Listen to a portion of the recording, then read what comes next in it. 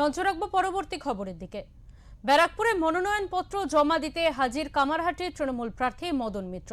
মনোনয়নপত্র জমা দিতে এসে বললেন 50,000-এর মার্জিনে জয় নিয়ে নিশ্চিত।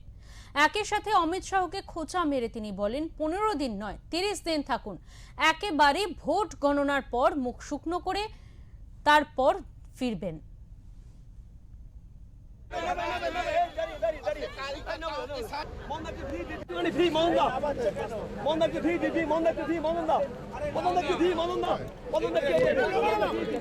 মনোনয়ন দিচ্ছি, মনোনয়ন জিতবো।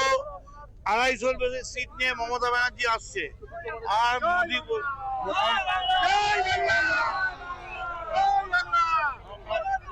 অমিত শাহ বলেছে 15 দিন থাকবে। আমি ওকে দাওয়াত দিচ্ছি 30 দিন থাকুন, একদম নমিনেশনে কাউন্টিংটা করার পর তারপর মুখটা শুকনো করে নাকাব করে অমিত শাহ। দাদা মার্জিন কত হতে পারে মনে করছেন? আমার কাছে 50,000। সোমবার ডাবগ্রাম ফুলবাড়ি